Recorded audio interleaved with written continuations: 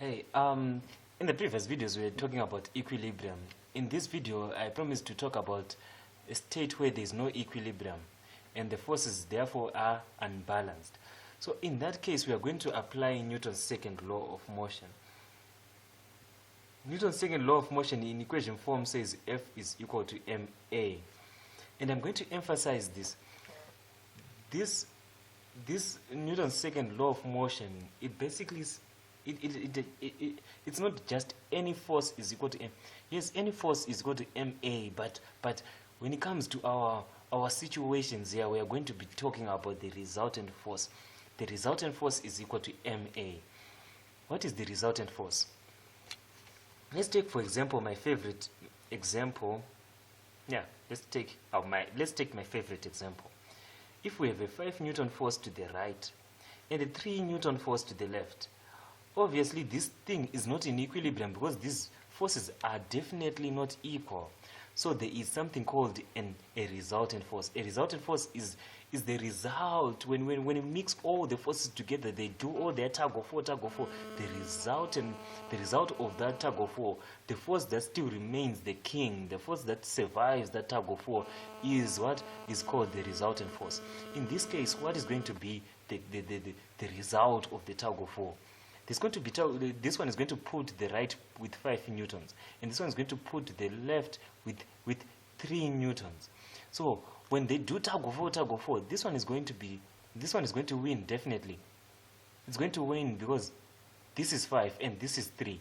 It's going to win because it's greater, but it's not going to win with 5 because 3 is going to neutralize part of this 5.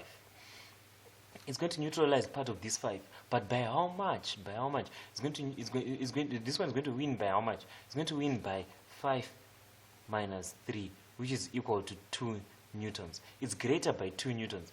This greater by 2 newtons is what is called the resultant, because when they do tug of war, these 3 newtons will neutralize only 3 newtons of this part, but the 2 newtons will be the resultant, because nothing or no force neutralizes that 2 newtons.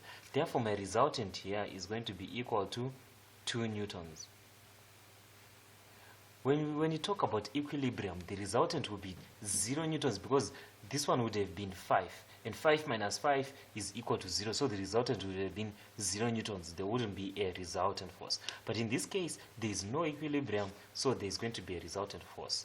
So that is going to be very important in this section. In this section of unbalanced forces. So now, when we now apply Newton's second law, we are now going to be using the resultant force. Let's say there are many forces like this, and there's an object. This one is 3 newtons, this one is 7 newtons, and this one is 4 newtons, and this one is 2 newtons. We are going to apply tug of war to this.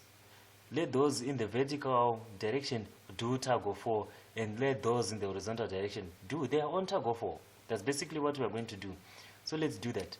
In the vertical direction, the tug of war is going to be won by the what?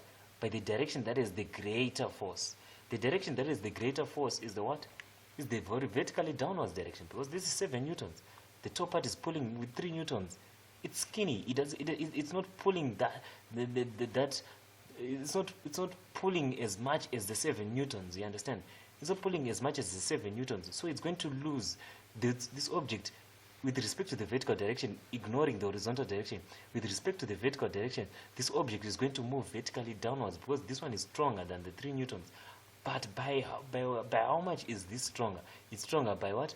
By 7 newtons minus 3 newtons. So this object in the vertical direction is experiencing a resultant force of 4 newtons in the vertical direction, vertically downwards, because this one is stronger by what? By 4 newtons compared to the what?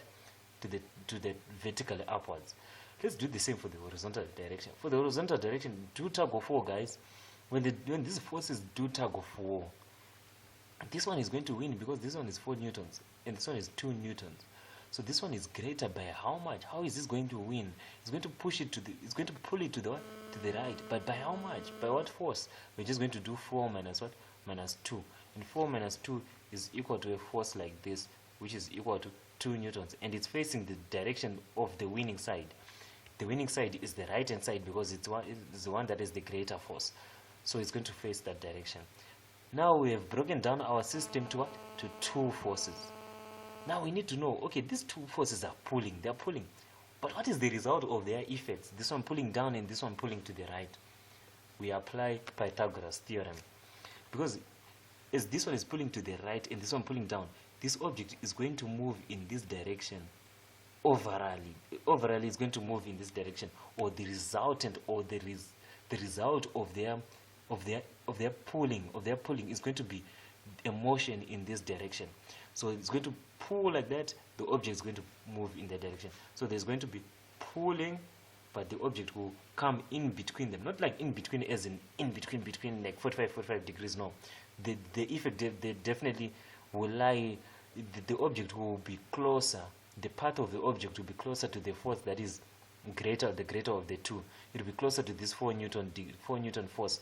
It will be greater, yeah, it will be closer to the 4 Newton force because that is pulling more. It's pulling more, so it will be more towards the vertically downwards direction. But we need the magnitude of this force.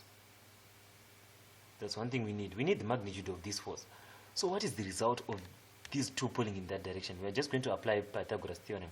We are going to transpose. We are going to shift this 4 Newton force and we are going to put it here. So we have moved this 4 Newton force and we have placed it there.